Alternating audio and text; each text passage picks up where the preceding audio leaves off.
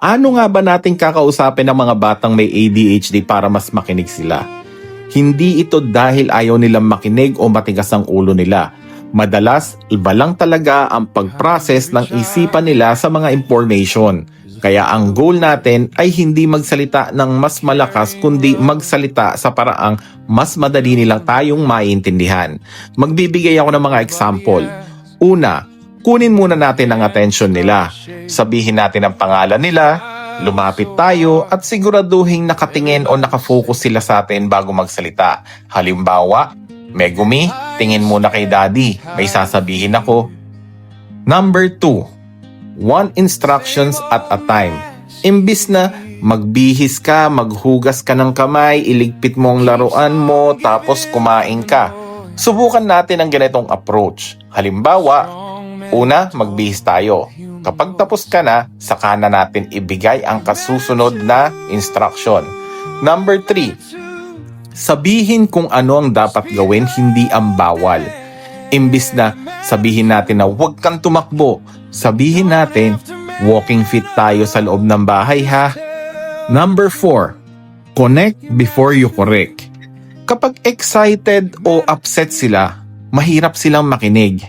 Alam ko, gusto mo pang maglaro, naiintindihan ko. Pero oras na para maligo, kaya tara na, sabay tayo. Number 5, ipaulit ang instruction sa kanya. Halimbawa, anong gagawin mo muna? Hindi ito pagsusulit, ichine-check lang natin kung naiintindihan nila. Number 6, gumamit tayo ng visual at timers. Mas madaling sundan ang mga sumusunod na nakikitang bagay gaya ng checklist, picture schedule, timer, or sticky notes. Number 7, purihin natin agad ang effort imbis na yung puro mali lang yung nakikita natin. Huwag tayong mag-focus doon. So kung may nakita tayong nagawa nila na tama, sabihan natin sila, good job. Isang tawag lang ni Daddy, lumapit ka agad. Ang galing, natapos mo ang first task mo. Number 8, magbigay ng choices.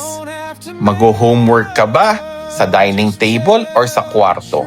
Meron silang pagpipilian.